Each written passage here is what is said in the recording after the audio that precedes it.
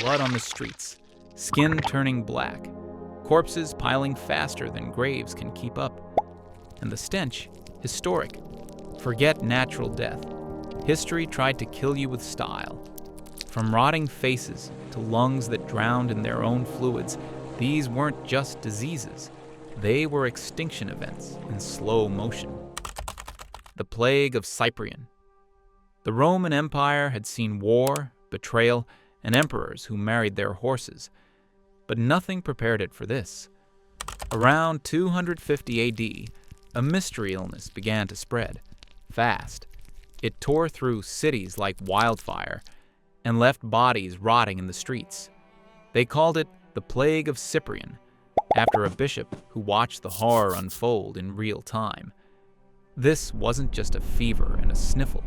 We're talking eyes bleeding, guts liquefying, limbs turning black and falling off, and in some cases, bodies swelling and bursting open.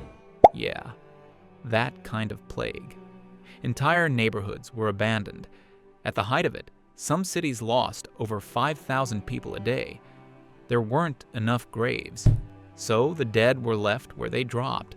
What caused it? Historians still argue. Maybe smallpox, maybe Ebola's evil ancestor. Cyprian called it a test from God. Most Romans just called it the end. And in many ways, it was the beginning of Rome's long, slow funeral. You thought that was terrible? Well, it gets worse. Smallpox. Imagine waking up with a fever. Then your skin detonates into a minefield of pus-filled blisters. Your eyes, swollen shut like nature's way of sparing you the mirror.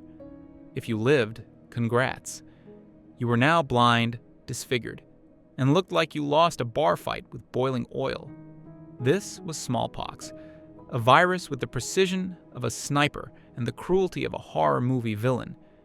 It didn't just kill, it branded its victims, it erased identities, and it massacred civilizations.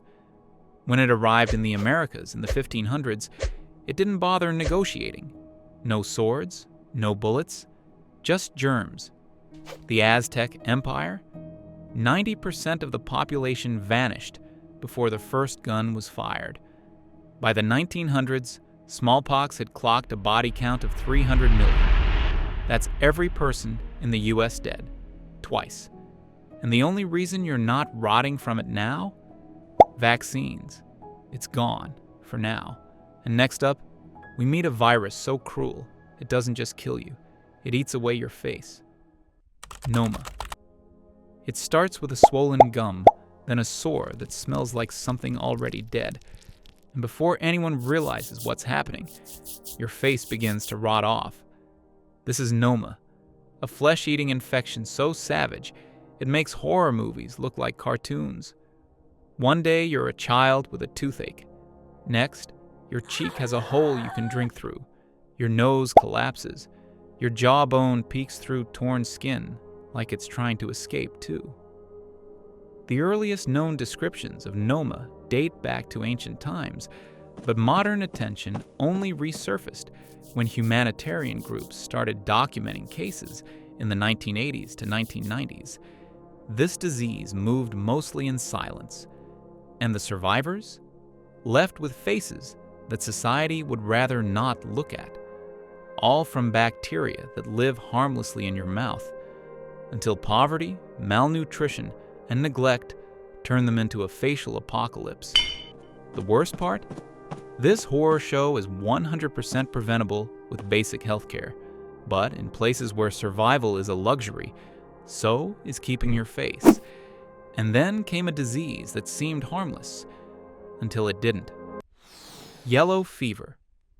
Between the 17th and early 20th centuries, yellow fever was the mosquito-delivered death sentence that hitched a ride on ships, swarmed tropical cities, and casually erased populations like a glitch in the simulation. It started quietly. A fever, back pain, chills, nothing dramatic, just the kind of symptoms a soldier, sailor, or unlucky farmer might dismiss. But then came phase 2, the toxic stage. And that's when the real horror show began. The liver failed, skin turned jaundiced, Eyes turned yellow, blood vessels burst, and the stomach started vomiting black, partially digested blood, known charmingly as black vomit. A sign that the body was no longer hosting a virus, it was being consumed by one. In the 1793 Philadelphia outbreak, over 5,000 people died in just a few months, roughly 10% of the city. Corpses lined the streets. Entire families vanished. Doctors either died or ran. The rich escaped to the countryside. The poor died where they stood. It wasn't just North America.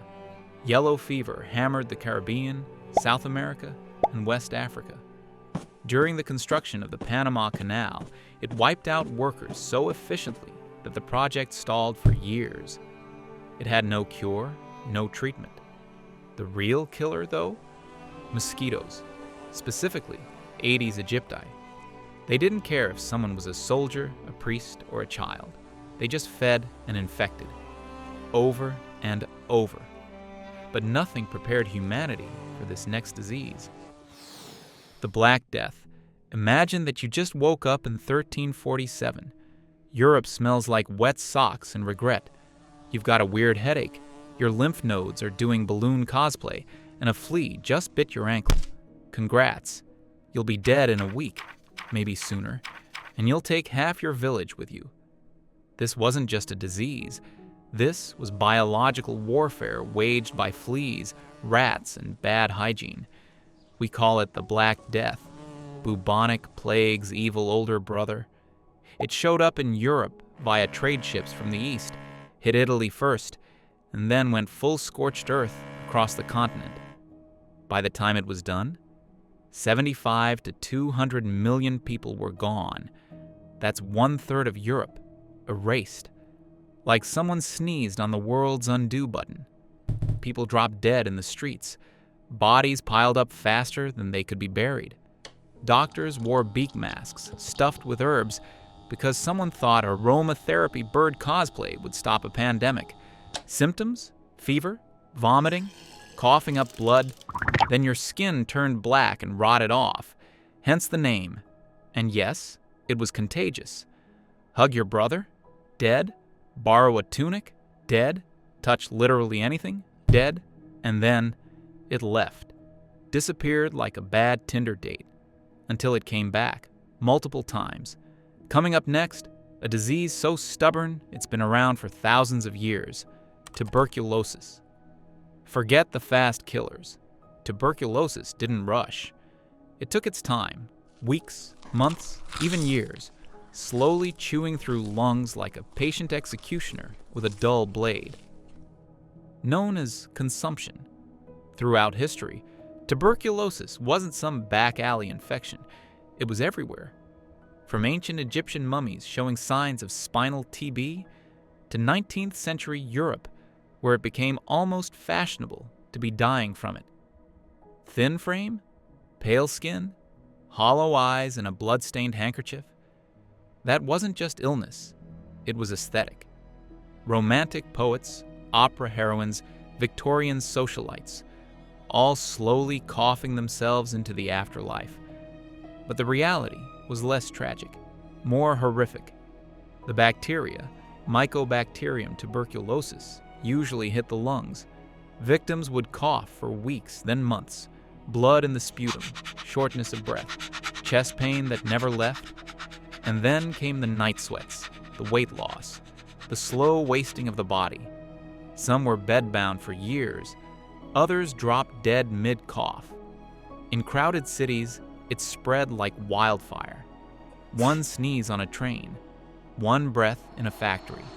There were no antibiotics, no real protection.